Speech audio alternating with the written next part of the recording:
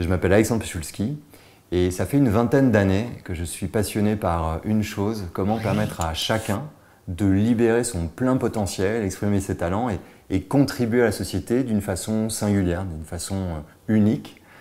J'ai commencé en faisant des études d'intelligence artificielle pour m'intéresser à l'humain par un biais un peu scientifique. J'ai étudié la psychologie, la sociologie, l'anthropologie et j'ai été jusqu'à faire une thèse sur le sujet avant de créer 3 entreprises qui à chaque fois ne visent qu'une chose, c'est vraiment permettre à chacun de se découvrir et de savoir en quoi il peut être utile à la société, comment il peut contribuer.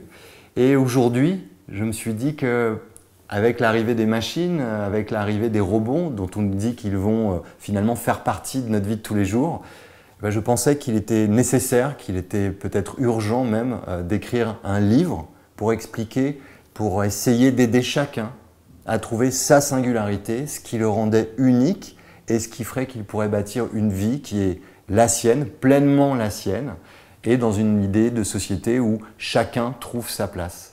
Le premier chapitre va se poser la question des compétences qu'il faut détenir, qu'il faut développer pour arriver finalement à se découvrir et découvrir ses propres talents, ses propres envies, ses propres aspirations, ce qui n'est pas si facile que ça, puisque rien dans la société n'est vraiment calé pour nous aider à ça.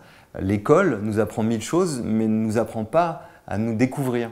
Et c'est l'école aujourd'hui plus du tous pareil, du chacun pour soi, là où on a besoin de compétences au contraire, où il faut faire valoir sa singularité, son unicité et apprendre à l'assembler avec celle des autres. Le deuxième chapitre pose la problématique du travail. Le travail aujourd'hui, pour la plupart des gens, est subi. C'est plus une forme d'esclavage, alors que, c'est en tout cas ce qui a fonctionné pour moi, ça peut être un vrai levier d'épanouissement, ça peut être un levier où on peut révéler ses talents et on peut presque arriver à partager ses aspirations et contribuer au bien commun en étant pleinement soi-même. Le travail peut servir à ça.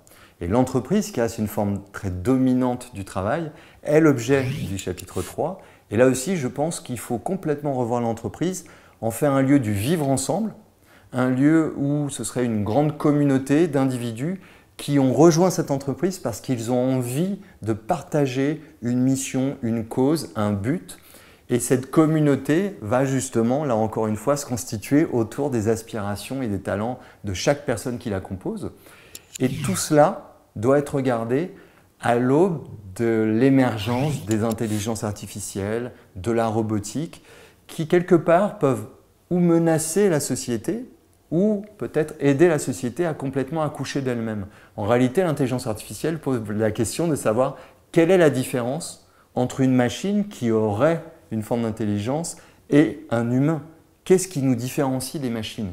Et le jour où des machines seront partout dans la société, quelle sera notre place? Qu'est-ce qui nous restera? Qu'est-ce que l'on devra incarner? Qu'est-ce que l'on devra exprimer qui ne sera vraiment lié qu'à l'être humain? Et cette question, elle est fondamentale aujourd'hui. C'est presque une chance que l'intelligence artificielle nous mette un peu dos au mur et nous oblige à nous poser cette question du point de vue individuel, mais aussi du point de vue collectif par rapport au projet de société qui est le nôtre, puisque sans projet de société, difficile de savoir comment les machines vont nous aider ou non. Donc plutôt que d'en avoir peur, il faut plutôt essayer de définir ce projet et mettre les machines et les intelligences artificielles à notre service. Donc c'est le moment ou jamais de savoir qui nous sommes, qui nous voulons être, comment vivre ensemble. Et j'espère que le livre apporte quelques éléments de réponse.